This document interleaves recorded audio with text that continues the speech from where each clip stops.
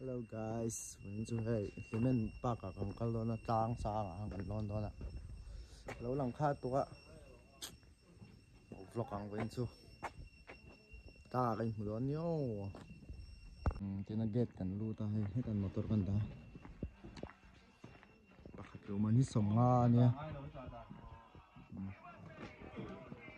hay cần là đó này, trong quay, trời ơi, vọt lé mày vọt.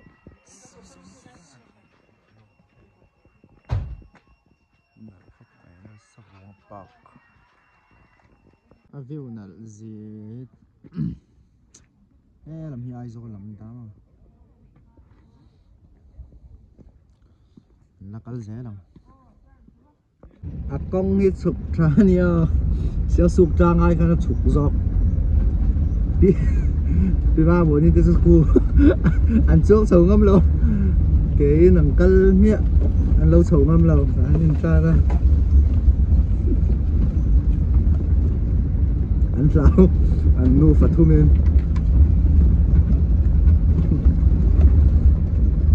chụp thằng ngặt khóc này special cái chụp đó này cả dân dân gì bao nhiêu muốn mai nuột về sim sim hàng cal coal về này anh sau trên hàng kia là bạc hết là cal ngài big lắm phải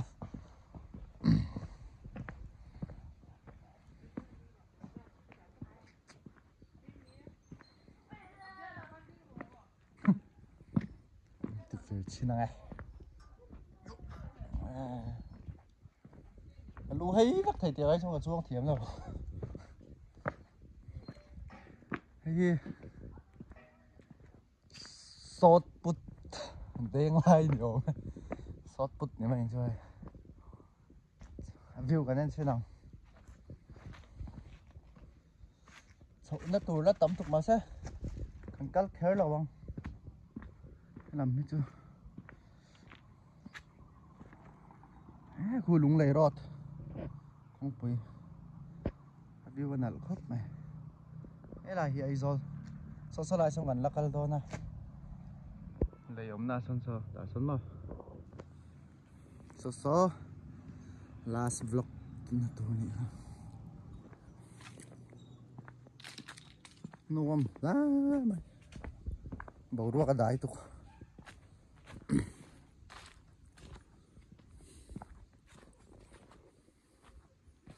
lấy té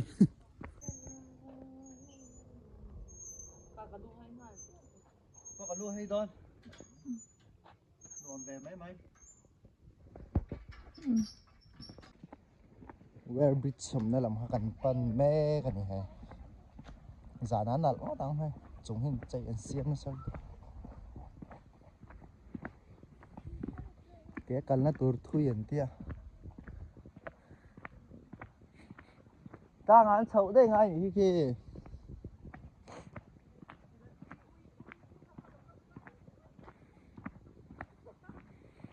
muốn ma trụ ăn hòa mèng mày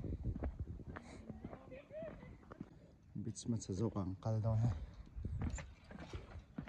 bốc đủ khắp mày brun nhìn đủ khắp mày ha à xe độ sáng là quá gì tại khuนี้trên nó sắc hợp mấy rốt tình anh phong đó rốt đang kỉnh vậy đi cả dân nó chỉ đón lẩu chát thì nó sẽ tục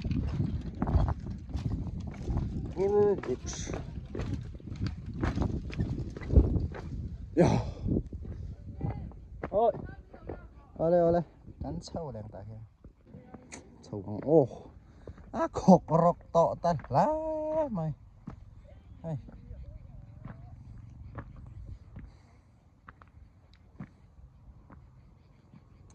beach pakhat alo ma ta chung kan kalam sei jok chu kan zawang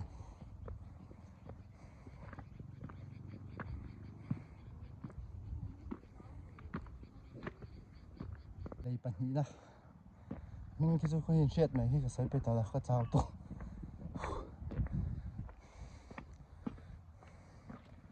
khi chú cái của dao thôi nó bằng chung anh tiền lên vách hay căn ngâm lẩu than hay là hiện là xiêm mà hay này cái lắng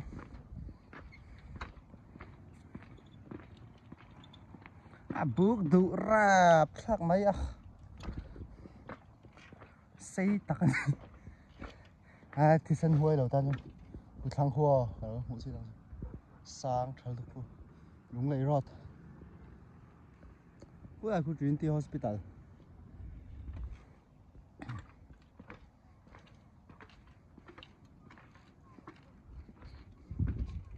phone kinh hệ đâu chứ khẩu ổn độ chân tủ là sang đón xìa hay cắt ngâm lẩu tan công tế chân về bộ là cắt lẩu này sao lại xoay đi là cắt chả chắc là ngồi ăn chi miệng rồi như tiếng ra như cái cắt cái ăn đùa sang về khóc mày địch tắc cái sợi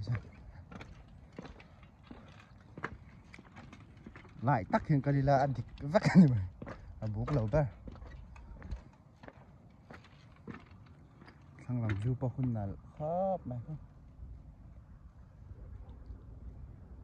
số lại thì bao số ở lên đi vắt cái này tận tài như là mồi ngăng mày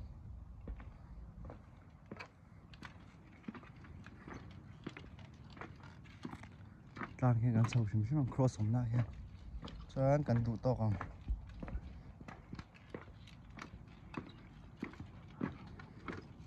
cái chuyện theo cả ai lá mày hay lại muốn về spot nào là rem lít tụng không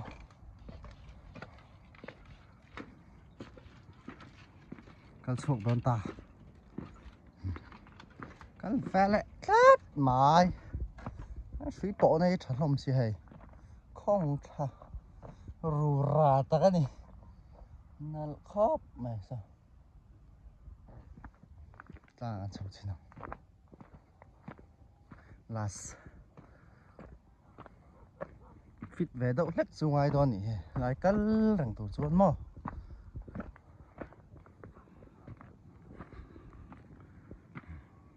ăn chay là lúc ra đã luôn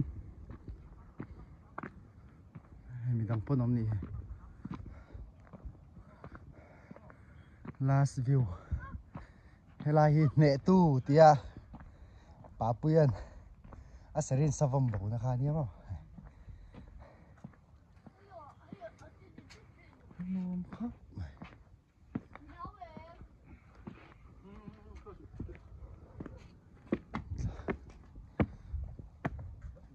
sang chẳng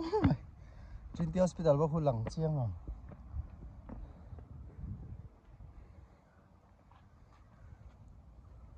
view vel nữa khóc bị vào muốn thế sao sao lâu là cân về lâu thì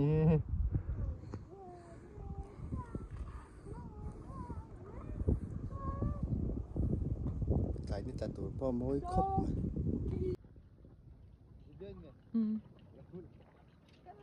thằng là bên chi miết luôn là ông tục sang ra thằng với vlog chụp con đủ top phốt đằng